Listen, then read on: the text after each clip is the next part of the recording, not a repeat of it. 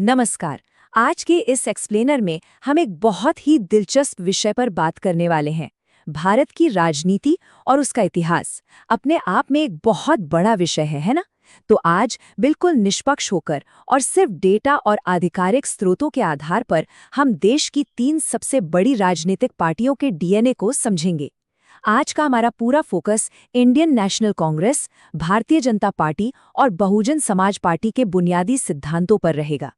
तो चलिए जल्दी से देखते हैं कि आज हम क्या क्या कवर करने वाले हैं।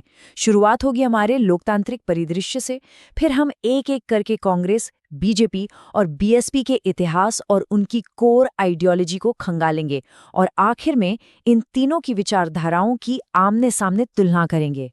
भाग 1, भारत का लोकतांत्रिक परिदृश्य। आइए सबसे पहले थोड़ा बैकग्राउंड समझते हैं। भारत जैसे विशाल लोकतंत्र में हजारों राजनीतिक दल हैं, लेकिन किसी भी दल को राष्ट्रीय पार्टी का टैग मिलना कोई आसान काम नहीं है। ये जो 6% का आंकड़ा है ना, ये बहुत ही क्रूशियल है। चुनाव आयोग के नियम बिल्कुल साफ और कड़े हैं। किसी भी पार्टी को राष्ट्रीय स्तर की मान्यता पाने के लिए कम से कम 4 राज्यों में 6% वोट और लोकसभा में 4 सीटें जीतनी ही होती हैं। और यही वजह है कि ये इलीट क्लब बहुत छोटा है।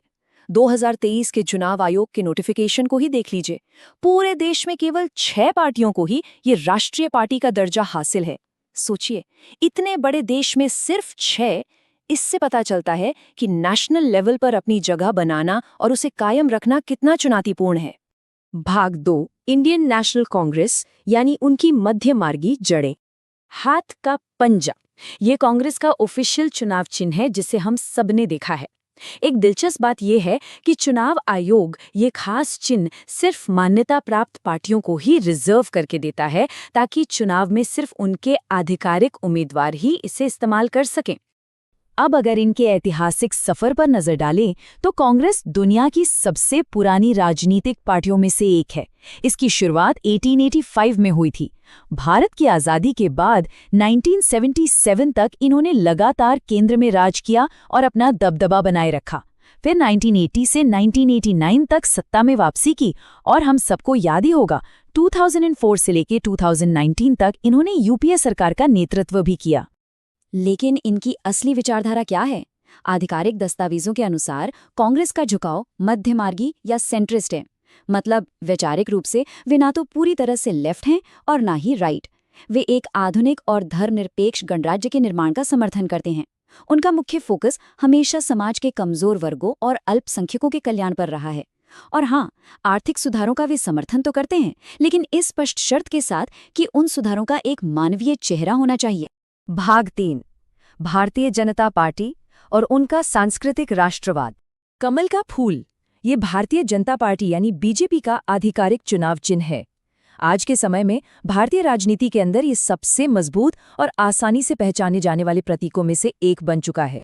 इनकी टाइमलाइन देखें तो कहानी शुरू होती है 1951 से, जब श्यामा प्रसाद मुखर्जी ने भारतीय जनसंघ की स्थापना की थी।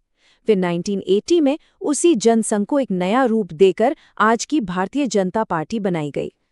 1998 में ये पहली बार एनडीए गठबंधन के नेता के रूप में केंद्र की सत्ता में आए और 2019 आते आते इन्होंने 303 सीटें जीतकर सबसे बड़ी पार्टी के रूप में उभरने का एक नया रिकॉर्ड कायम कर दिया। तो अहम सवाल ये है कि बीजेपी की कोर आइडियोलॉजी क्या है? उनके आधिकारिक स्रोतों के मुताबिक बीजेपी सांस्कृतिक राष्ट्रवाद या जिसे हिंदुत्व भी कहा जाता है, उस पर आधारित है। वे भारत की प्राचीन संस्कृति और मूल्यों से प्रेरणा लेकर एक मजबूत देश का निर्माण करना चाहते हैं। इसमें दीनदयाल उपाध्याय का एकात्म मानववाद बहुत अहम है। इसके अलावा जम्मू कश्मीर का पूर्ण एकीकरण, समान नागरिक संहिता यानी यूनिफॉर्म सिविल कोड लागू करना और धर्म परिवर्तन पर रोक लगाना उनके ऐतिहासिक लक्ष्यों में हमेशा से शामिल रहा है। भाग 4, बहुजन समाज पार्टी और शोषितों के लिए सत्ता हासिल करने का उनका लक्ष्य। हाथी, ये बहुजन समाज पार्टी या बीएसपी का ऑफिशियल चुनाव चिन्ह है।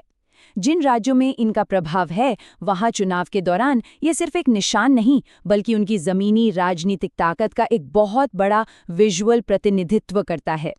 साल 1984, ये साल भारतीय राजनीति के लिए एक टर्निंग पॉइंट था।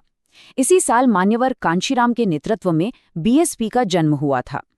और इसका गठन एक बहुत ही स्पष्ट मकसद के साथ किया गया था, एक लक्षित जनसमूह को एक मजबूत राजनीतिक आवाज और सत्ता देना। अब यहाँ सबसे दिलचस्प बात समझने वाली ये है कि आखिर पार्टी जिस बहुजन समाज की बात करती है वो है कौन। दरअसल बहुजन समाज एक बहुत बड़ा डेमोग्राफिक गठबंधन है। इसमें दलित, आदिवासी, ओबीसी यानी अन्य पिछड़ा वर्ग और धार्मिक अल्पसंख्यक ये सभी शामिल हैं। पार्टी का पूरा फोकस इसी व्यापक समाज के हाथ में सीधे तौर पर राजनीतिक सत्ता सौंपने पर है। अगर हम निष्पक्ष होकर इनके लक्ष्यों को देखें तो बीएसपी की पूरी राजनीति दलितों और शोषितों के हितों की रक्षा के इर्द गिर्द घूमती है। ये पार्टी साहू महाराज, महात्मा फूले, पेरियार और खास तौर पर बाबा साहेब अम्बेडकर के विचारों से बहुत गहराई से प्रेरणा लेती है। इनका सबसे तगड़ा जनाधार उत्तर प्रदेश में है, जहां इन्होंने अपनी शानदार राजनीतिक रणनीतियों और गठबंधनों के दम पर एक नहीं बल्कि कई बार सरकार भी बनाई है। भाग 5 विचारधाराओं की तुलना। चलिए अब इन सबको एक साथ रखकर देखते हैं। इन तीनों को एक साथ रखकर देखने से तस्वीर बिल्कुल साफ हो जाती है। एक तरफ वैचारिक झुकाव है, जहां कांग्रेस खुद को एक सेंट्रिस्ट या मध्यमार्गी दल के रूप में स्थापित करती है। वहीं बीजेपी का आधार सांस्कृतिक राष्ट्रवाद और हिंदुत्व है, और दूसरी तरफ बीएसपी पूरी तरह से शोषित वर्गों के कल्याण पर फोकस करती है। अब अगर मुख्य नीतिगत लक्ष्यों की बात करें तो कांग्रेस एक सेक्युलर या धर्मनिरपेक्ष गणराज्य पर जोर देती है, बीजेपी यूनिफॉर्म सिविल कोड और एक मजबूत राष्ट्र की बात करती है, जबकि बीएसपी का सिंगल पॉइंट एजेंडा है अपने बहुजन समाज के लिए राजनीतिक सत्ता हासिल करना। तो इस पूरे विश्लेषण के बाद एक बहुत बड़ा सवाल हमारे सामने आता है। हमारा ये जो विशाल लोकतांत्रिक ढांचा है वो बड़ी तेजी से बदल रहा है, तो क्या ये गहराई से जुड़ी विचारधाराएं आधुनिक भारत की नई चुनौतियों और भविष्य के हिसाब से खुद को ढाल पाएंगी? ये एक ऐसा सवाल है जिस पर हम सबको सोचना चाहिए। आज के इस एक्सप्लेनर में बस इतना ही। इस जानकारीपूर्ण सफर में साथ जुड़ने के लिए बहुत बहुत नमस्कार। आज के इस विश्लेषण में हम एक ऐसे मुद्दे की तह तक जाएंगे जो हमारे लोकतंत्र यानी डेमोक्रेसी का सबसे मेन हिस्सा है। इसे हम पार्टी का विरोधाभास या पार्टी पैराडॉक्स कह सकते हैं।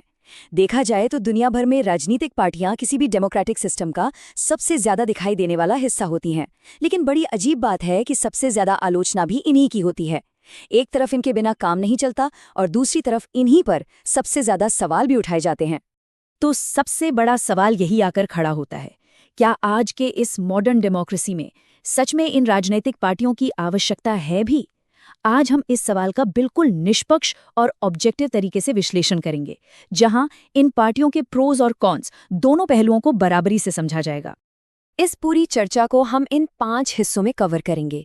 पहले दृश्यता का विरोधाभास, फिर 100 साल पहले की एक हिस्टोरिकल तुलना, उसके बाद पार्टियों के एसेंशियल फंक्शंस, उनके आपस के डिविजन्स, और आखिर में एक बड़ा ही दिलचस्प थॉट एक्सपेरिमेंट, पार्टियों के बिना एक दुनिया कैसी होगी। चलिए पहले पॉइंट से शुरू करते हैं, द विजिबिलिटी पैराडॉक्स। क्योंकि हर जगह दिखने का मतलब ये बिल्कुल नहीं है कि पॉपुलैरिटी भी उतनी ही है। आजकल आम लोगों के लिए लोकतंत्र का मतलब ही राजनीतिक पार्टियां बन चुका है, पर सोसाइटी के सारे डिविजन्स का ब्लेम भी इन्हीं पर आता है। अब इस पॉलिटिकल कार्टून को ही देख लीजिए। ये आम जनता की उस निराशा और फ्रस्ट्रेशन को एकदम सटीक तरीके से पकड़ता है। नेताजी मंच पर हैं और जनता नीचे, पूरी तरह से थकी हुई और परेशान। ये एक ऐसी सच्चाई है जिसे इनकार करना वाकई बहुत मुश्किल है। और इन पार्टियों की मौजूदगी कितनी डीप है, ये समझने के लिए तमिलनाडु की इन दीवारों पर बने चुनावी ग्राफिटी और पेंटिंग्स पर नजर डालिए। देश के बिल्कुल रिमोट हिस्सों में भी, चाहे किसी को संविधान की बारीकियां ना पता हों, लेकिन इन पार्टियों के चुनाव चिन्ह लोग तुरंत पहचान लेते हैं। ये दिखाता है कि पार्टियां हमारी रोजमर्रा की जिंदगी में कितनी घुली मिली हैं। अब आते हैं हमारे दूसरे हिस्से पर। चलिए वक्त में थोड़ा पीछे चलते हैं और हिस्ट्री से इसका एक कंपैरिजन करके देखते हैं कि क्या सिचुएशन हमेशा से ऐसी ही थी। ये जानकर शायद थोड़ी हैरानी हो, लेकिन पॉलिटिकल पार्टीज हमेशा से मानव समाज का डिफॉल्ट सिस्टम नहीं थी। सिर्फ 1 सदी यानी 100 साल पहले की बात है, दुनिया में उंगलियों पर गिने लायक देश थे जहां पॉलिटिकल पार्टीज एग्जिस्ट करती थीं। और आज ढूंढने से भी शायद ही कोई ऐसा देश मिले जहां पार्टीज ना हो। ये ऑब्जेक्टिव डेटा साफ दिखाता है कि जैसे जैसे प्रतिनिधि लोकतंत्र आगे बढ़ा, पार्टी सिस्टम कितनी तेजी से पूरी दुनिया में फैल गया। तो अब बढ़ते हैं तीसरे पॉइंट की तरफ, द प्रोज, पक्ष में तर्क। आखिर इन पॉलिटिकल पार्टीज के एसेंशियल फंक्शंस क्या हैं और इनके होने का सबसे बड़ा प्रैक्टिकल फायदा क्या है? अगर बेसिक लेवल पर देखें तो इनका असली काम है क्या? ये पार्टियां चुनाव लड़ती हैं, आम जनता के सामने अपनी पॉलिसीज और प्रोग्राम्स रखती हैं, देश के लिए कानून बनाने में मेजर रोल प्ले करती हैं और गवर्नमेंट चलाती हैं। और जो पार्टी जीत नहीं पाती, वो भी ऑपोजिशन का बहुत ही क्रूशल रोल प्ले करती है और सरकार को जवाबदेह बनाती है। इसके अलावा पब्लिक ओपिनियन को शेप करना और आम नागरिकों तक सरकारी मशीनरी को पहुंचाना, ये सारे फंक्शंस पार्टियां ही पूरे करती हैं। इस पूरे प्रोसेस को ऐसे समझते हैं, हमारे जैसे बड़े देश में करोड़ों लोग हैं और उनके करोड़ों अलग अलग विचार। कोई भी सरकार अकेले इतने सारे बिखरे हुए विचारों को हैंडल नहीं कर सकती। तो पार्टियां 3 स्टेप्स में काम करती हैं। पहले, ढेरों आम विचारों को इकट्ठा करना, फिर उन्हें कुछ मूलभूत नीतियों या पोजीशंस में ग्रुप करना, और फाइनली गवर्नमेंट पॉलिसी को एक क्लियर दिशा देना। बेसिकली ये भीड़ के अलग अलग शोर को एक स्पष्ट आवाज में बदलने का काम करती हैं। लेकिन रुकिए, हर सिक्के के 2 पहलू होते हैं। पक्ष समझने के बाद अब आते हैं चौथे हिस्से पर, द कॉन्स। इन पार्टियों के खिलाफ सबसे बड़ा आर्ग्यूमेंट क्या है और लोग इनसे इतना परेशान क्यों हैं? इस आलोचना को समझने के लिए पार्टिसन या पक्षपात शब्द पर गौर करना होगा। इसका सीधा सा मतलब है किसी एक पार्टी या फैक्शन के प्रति इतना ज्यादा डेडिकेटेड हो जाना कि सही या गलत को एक बैलेंस्ड नजर से देखने की क्षमता ही बिल्कुल खत्म हो जाए।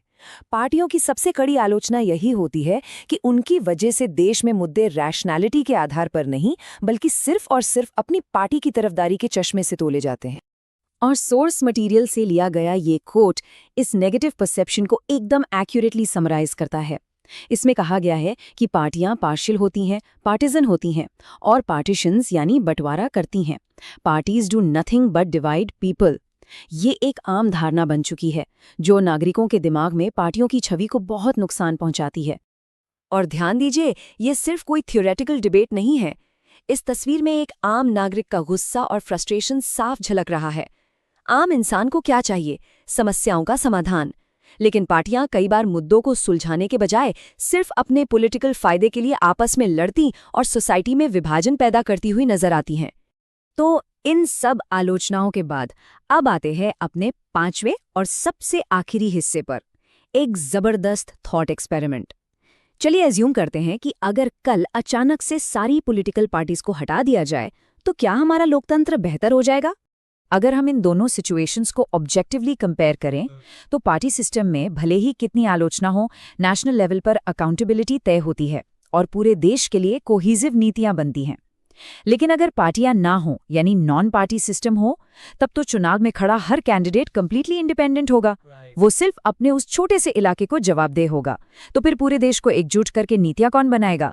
ऐसे सिस्टम में नेशनल लेवल पर अकाउंटेबिलिटी और प्रशासन लगभग इम्पॉसिबल हो जाएगा।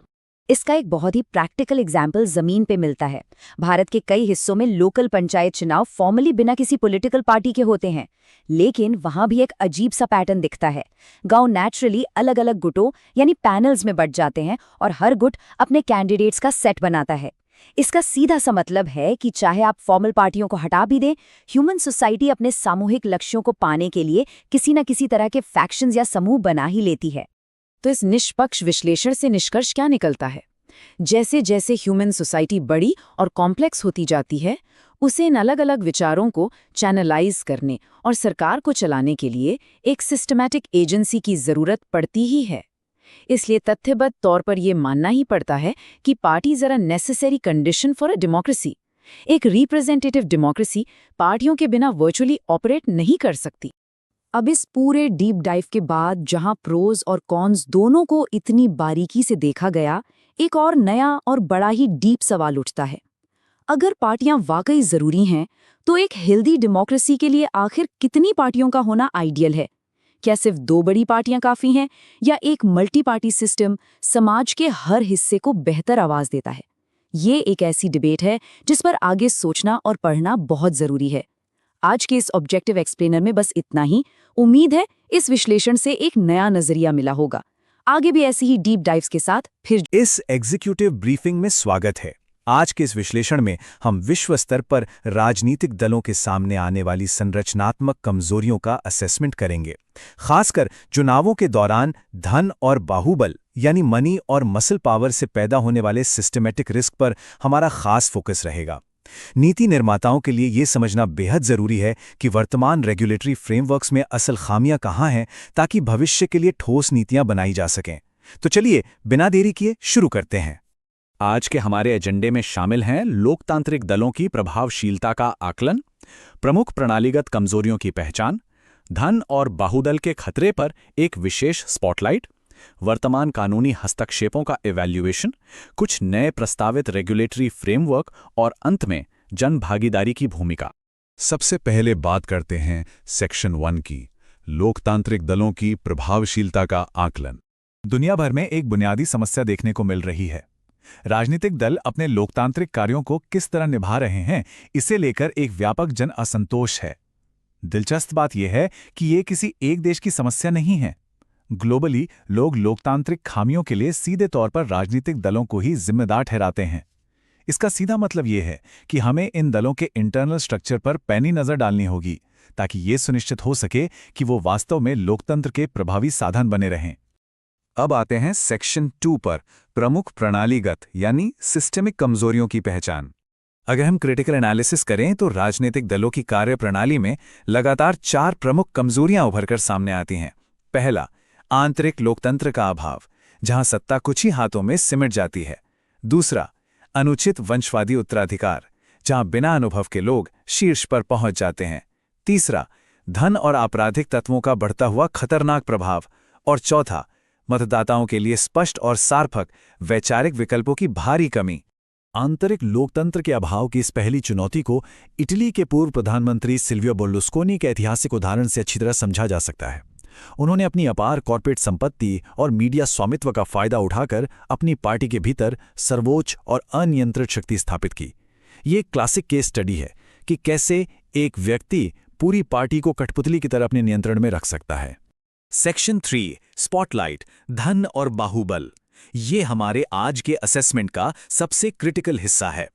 ये बिंदु हर नीति निर्माता के लिए सबसे बड़ी चिंता का विषय होना चाहिए। जब किसी राजनीतिक दल का एकमात्र लक्ष्य सिर्फ चुनाव जीतना रह जाता है, तो वे खतरनाक शॉर्टकट अपनाने लगते हैं। ऐसे उम्मीदवारों को नामांकित किया जाता है जिनके पास असीमित पैसा या आपराधिक बैकग्राउंड होता है। जो अमीर लोग और कंपनियां पार्टियों को भारी फंड देते हैं, उनका पार्टी की नीतियों और फैसलों पर सीधा प्रभाव पड़ने लगता है, जो पूरी लोकतांत्रिक प्रक्रिया को ही दूषित कर देता है। जॉर्ज बुश के कार्यकाल के दौरान का ये ऐतिहासिक उदाहरण एक बहुत ही गंभीर सिस्टमिक रिस्क की ओर इशारा करता है। ये स्पष्ट रूप से दिखाता है कि जब विशाल कॉर्पोरेट संपत्ति सेनेट, हाउस और प्रेसिडेंसी जैसी प्रमुख लोकतांत्रिक संस्थाओं को भारी रूप से नियंत्रित और प्रभावित करने लगती है, तो नीतियां आम जनता के लिए नहीं बल्कि कॉर्पोरेट्स के हित में बनने लगती हैं। ये एक ऐसा खतरा है जिसे बिल्कुल नजरअंदाज नहीं किया जा सकता। इसी तरह चुनावी राजनीति में काम कर रहे वित्तीय उद्देश्यों को स्पष्ट रूप से देखा जा सकता है। 50 करोड़ के इस उम्मीदवार का उदाहरण एक सीधा सवाल उठाता है, बेहद अमीर व्यक्ति सार्वजनिक पद क्यों चाहते हैं? यह इस बात को उजागर करता है कि जब लोकतांत्रिक प्रक्रियाएं एक तरह का व्यावसायिक निवेश या बिजनेस इन्वेस्टमेंट बन जाती हैं, तो उचित और निष्पक्ष प्रतिनिधित्व पूरी तरह से खतरे में पड़ जाता है। अब बढ़ते हैं सेक्शन 4 की तरफ, हालिया कानूनी हस्तक्षेपों का मूल्यांकन। इन सिस्टमिक कमजोरियों को रोकने के लिए कुछ कानूनी कदम उठाए गए हैं। सबसे पहले बात करते हैं दल बदल या डिफेक्शन की। इसका सीधा मतलब है चुने जाने के बाद अपनी निष्ठा किसी अन्य दल में बदलना। नकद पुरस्कार या मंत्री पद के लालच में प्रतिनिधियों को ऐसा करने से रोकने के लिए हमारे संविधान में अहम संशोधन किए गए हैं। इसी तरह चुनावी प्रक्रिया में धन और बाहुबल को रोकने के लिए सुप्रीम कोर्ट ने शपथ पत्र या एफिडेविट का तंत्र अनिवार्य किया। इसके तहत हर उम्मीदवार के लिए अपनी संपत्ति और लंबित आपराधिक मामलों का पूरा विवरण सार्वजनिक करना अनिवार्य हो गया है। हालांकि अगर हम इस डोजियर के माध्यम से इन हस्तक्षेपों का निष्पक्ष मूल्यांकन करें, तो कुछ स्पष्ट सीमाएं नजर आती हैं। दल बदल विरोधी कानून ने पार्टी बदलने पर तो रोक लगाई, लेकिन अनजाने में इसने पार्टी के भीतर असहमति की आवाज को पूरी तरह से दबा दिया है। वहीं अनिवार्य शपथ पत्र से जानकारी तो मिलती है, लेकिन वर्तमान में उम्मीदवारों द्वारा दी गई इस जानकारी की सच्चाई जांचने के लिए कोई मजबूत प्रणाली मौजूद नहीं है। साथ ही आंतरिक लोकतंत्र सुनिश्चित करने के लिए चुनाव आयोग के आदेश अक्सर महज एक औपचारिकता बनकर रह जाते हैं। इन सीमाओं को देखते हुए अब आते हैं सेक्शन 5 पर, प्रस्तावित विनियामक नीति ढांचे यानी प्रपोज्ड रेगुलेटरी फ्रेमवर्क्स। पार्टी के संचालन में आक्रामक सुधार के लिए भविष्य की नीतियों के रूप में कुछ कड़े प्रस्ताव दिए गए हैं।